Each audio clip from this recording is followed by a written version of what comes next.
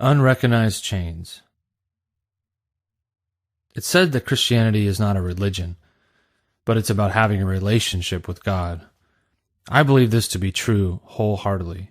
However, my experience is that this tends to be more of a figure of speech than anything else for most people. I would say that many people, like me at one point, have simply embraced a religiously charged behavior management system they just so happen to call Christianity. But this often goes unrecognized. Behavior-centered ideas about Christianity offer zero hope to those looking for it.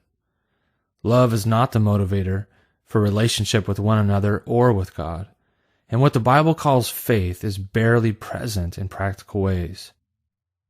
But as big of a problem as this is, I think the real problem lies in the fact that most of us don't affiliate ourselves with those feelings or environments. I came to faith my freshman year in college, but I know that from very early in life, kids who grow up in church learn about Christianity. This can be a fantastic thing, but I've found they usually learn little more than what people have deemed as proper behaviors for Christians. I don't believe this to be an ill motive of anyone, nor do I necessarily think anyone is to be specifically blamed.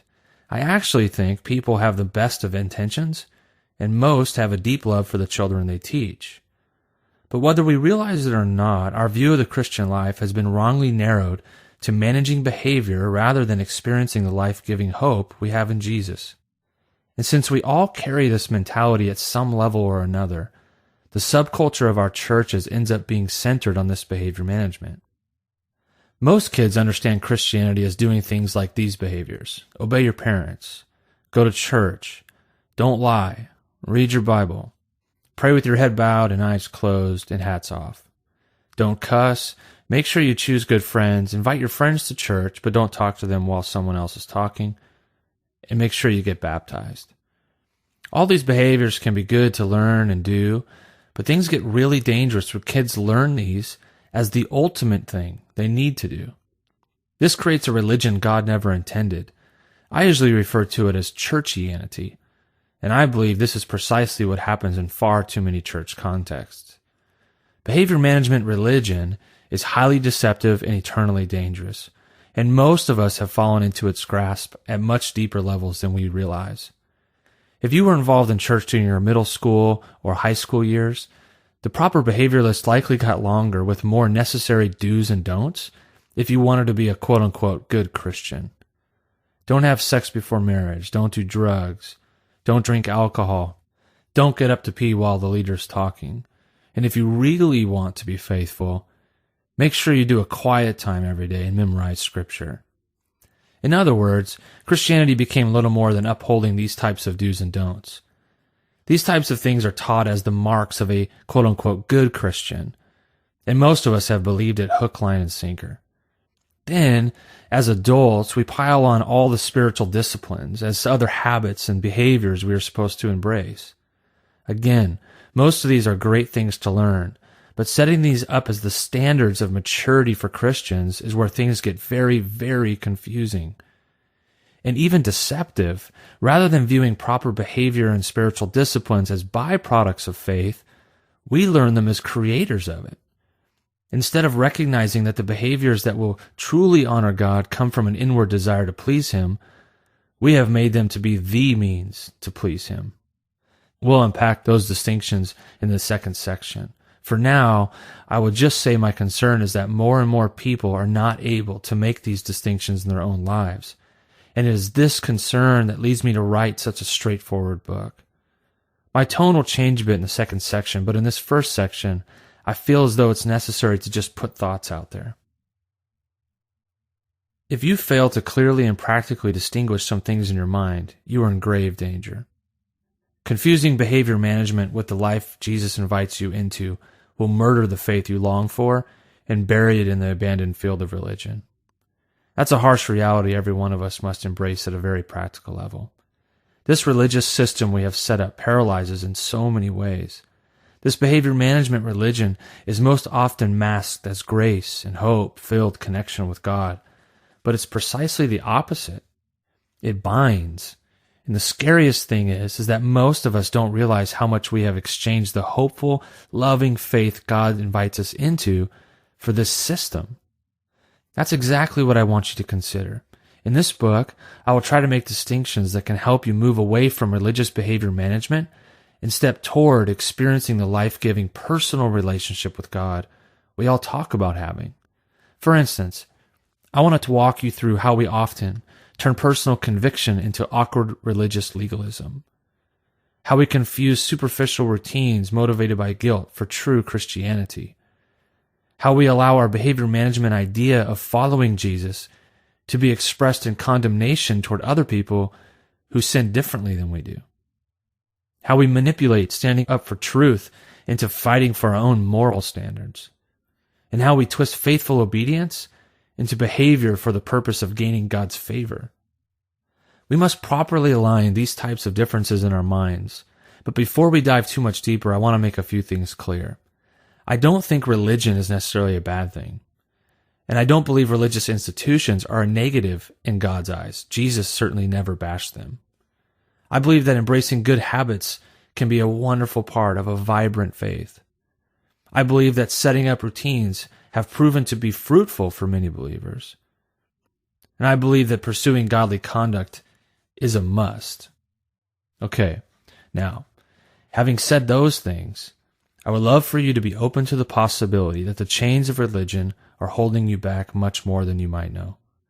Like me, the truth is that you have likely been taught and have even created behavior pet peeves that you have mistaken for biblical Christianity.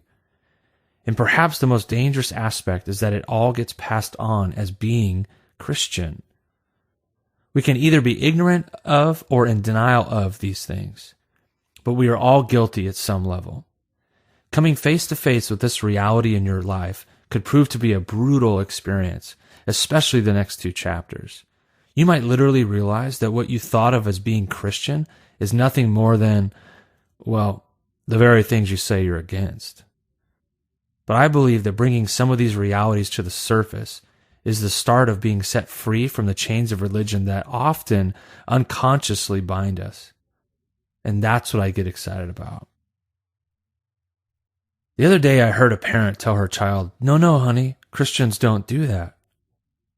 Now I'm sure this mother loves her child deeply, but what do you think the child learned about Christianity in that moment? Parents must begin asking the question, what am I actually teaching my children Christianity is and is not about?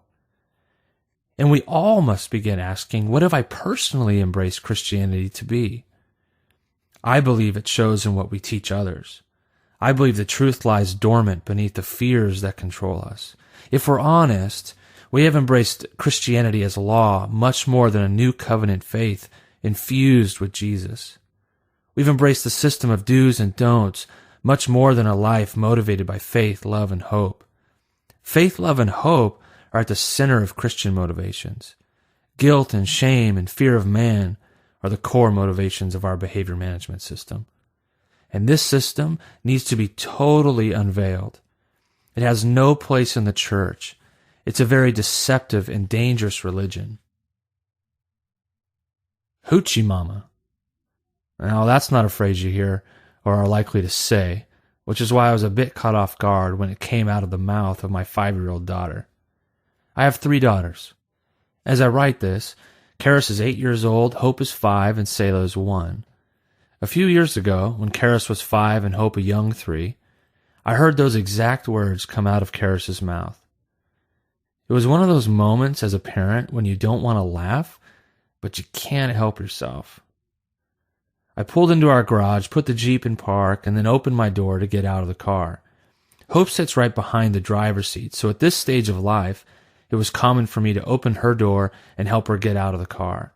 She was barely 3, sporting her cute little toddler body. I love this stage of life. Big belly sticking out, chubby cheeks, the wobble run, words almost come out correctly. I absolutely love it all. Anyway, this day, Hope was wearing something called a skort. I've learned these things as a dad of 3 girls. A skort is essentially shorts that look like a skirt on the outside, or at least in the front. I guess they're kind of a cool thing, but I also remember on this day she was wearing a purple tank top. Once I picked Hope up and set her on the garage cement floor, I realized she looked crazy. Her skirt was folded up almost to her belly button, which left her upper legs exposed. To top this off, her purple tank top was pulled up over her little toddler belly. Adorable for a toddler, if you ask me. I laughed as I watched her wobble around the back of the car. She looked hilarious. But as soon as she got around the car to where 5-year-old Karis could see her, I heard a sweet little voice say, "Daddy, Hope looks like a hoochie mama." Wow, was I surprised to hear that. But as I looked at Hope again, I thought to myself, ha ha, you kind of do, Hope. Now, I have no idea where young Karis heard those words used, and to be honest, it's a bit frightening to think about the context in which she heard them. But the most interesting thing to me was that, at only age 5, she not only knew the phrase, but she was able to use it in a sentence that made sense. She really had no idea of what it meant. She certainly didn't understand all the connotations people might attach to it, yet she used it in a conversational context. Measuring spiritual maturity. I often find this use of terminology to be exactly what Christians do in many cases. We do this all the time in ways that make sense, in the right context, with the right people, but we actually have no idea what it means or looks like personally. Words such as, Christianity is about a relationship with God. I'm concerned that more people than would admit it really have no concept of what that sentence means beyond trying to uphold the behaviors and habits they've been taught. Therefore, Christianity is about conforming our behavior versus being transformed by God Himself. But is this really what Christianity is about? By no means.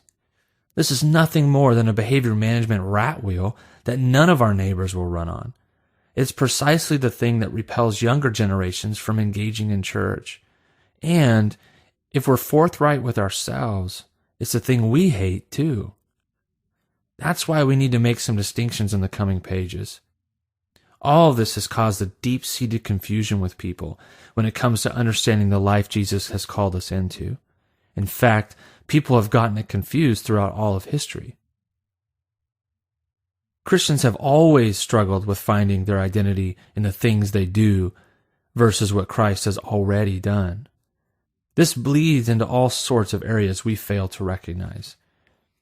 Christians have always had a hard time articulating the fine line between experiencing God's transformative work in our lives and simply modifying our behavior through our own willpower. Parents have always had a hard time balancing between how to raise children to understand the Christian faith for what it actually is and teaching them what they believe to be proper behavior for Christians.